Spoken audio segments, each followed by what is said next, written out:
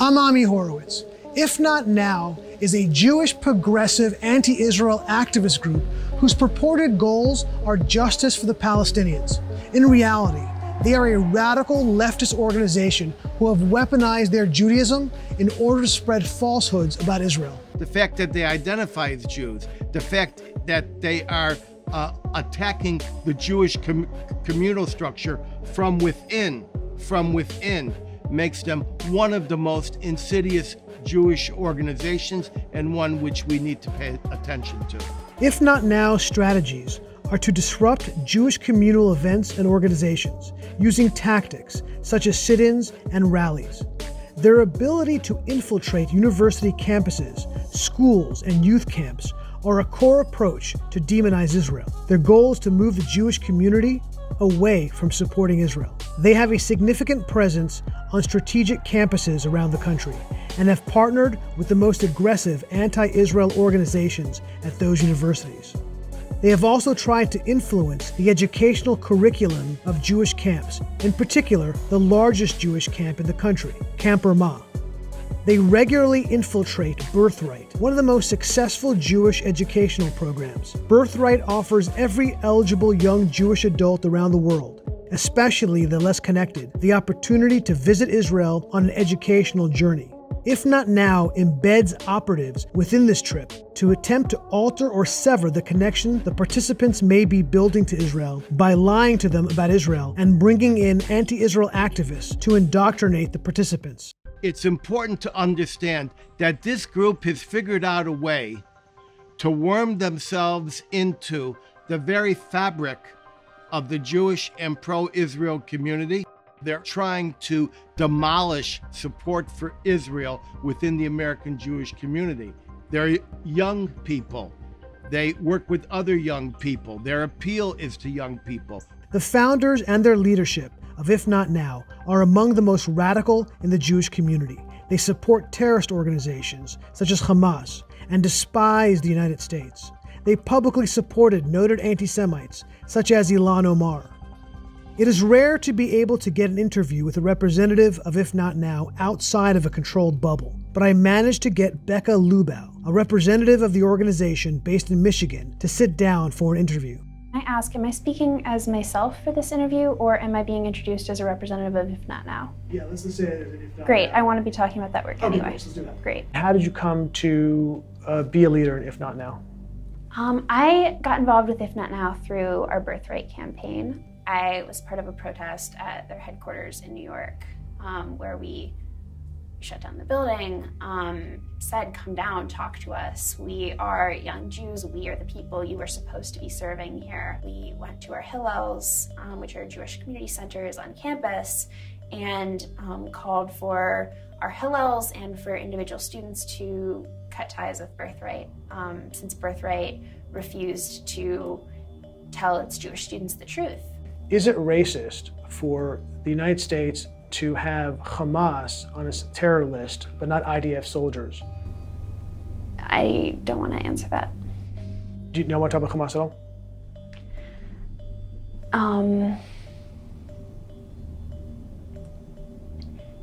I have to be careful because I'm cognizant of consequences for certain things I could say. That's something you don't want to answer, I'm assuming. Fair enough, okay. Let's go to the next question. Is it fair to call American government policy terrorist policy? I oppose imperialism wherever I see it.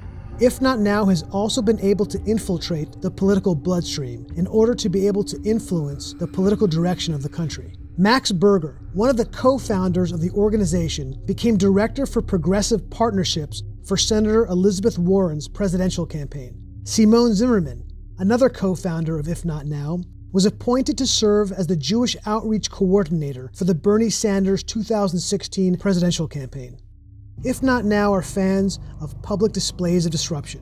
One of their most perfidious spectacles is their usurping of the ancient Jewish ritual, the Mourner's Kaddish, a prayer mourning the passing of loved ones. It is one of the most important and central elements in the Jewish liturgy.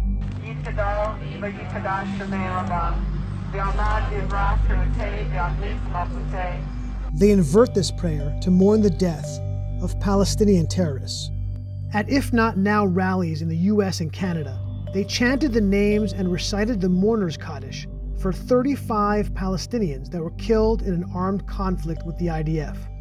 32 of the 35 belonged to the armed wings of Hamas, Al-Aqsa Brigades, the DFLP, Islamic Jihad, and the PFLP. Maybe most alarming about the organization is their partnerships with radical anti-Israel and anti-Semitic organizations, such as American Muslims for Palestine, or AMP. They have engaged in training sessions or indoctrination sessions in close association with the American Muslims for Palestine. It means they're sharing tactics, they're sharing methods. The two have a close strategic relationship and have worked together on a variety of causes and protests over several years, including AMP training IfNotNow leadership and members. It's hard to understate the radical nature of American Muslims for Palestine. Their leadership have posted vile anti-Semitic tweets, like these, from Naveen Ayesh, the executive director of AMP in St. Louis. Crimes worthy of the rope, being a Jew. Never trust a Jew. Or these, by Mohammed Habe, the National Development Coordinator for AMP. These Pakis are more gassed up than a Jew in Nazi Germany. Who said Arabs are trained to hate Jews? What we have towards them is natural. Or these, from Lena Youssef, an AMP leader in Chicago. Palestinians will fight the Jews until blood reaches knees.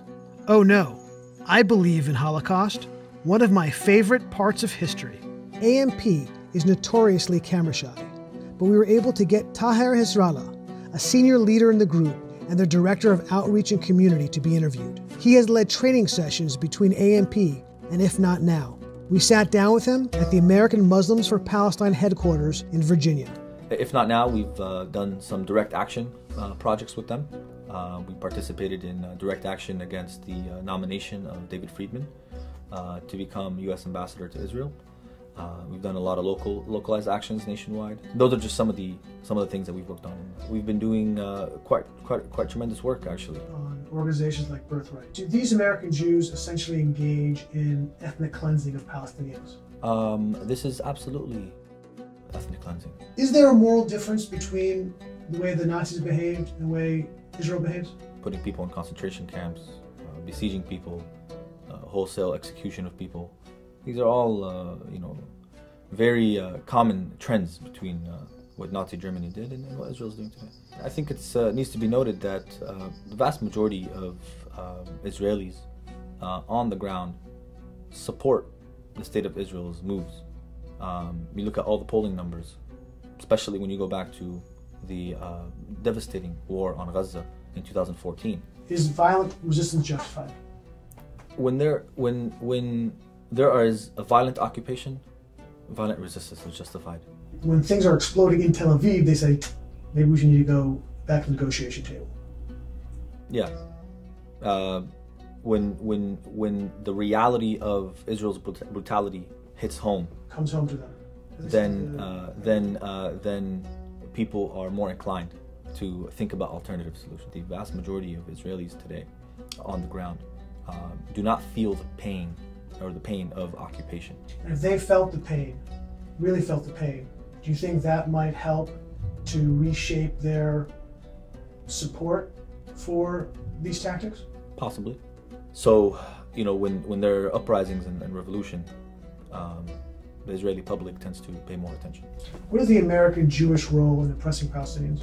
I think it's very clear that the American Jewish establishment is not only complicit in the violence committed against Palestinians, they are actively promoting the violence against Palestinians. I shot a video of a group of Black Lives Matter protesters recently defacing a synagogue in Kenosha, Wisconsin, spray painting it with Free Palestine and BLM. The vandalizing of the synagogue created an international uproar. Initially, IfNotNow condemned the act, but then they thought better of it and decided to withdraw the condemnation of an example of open anti-Semitism. This is IfNotNow.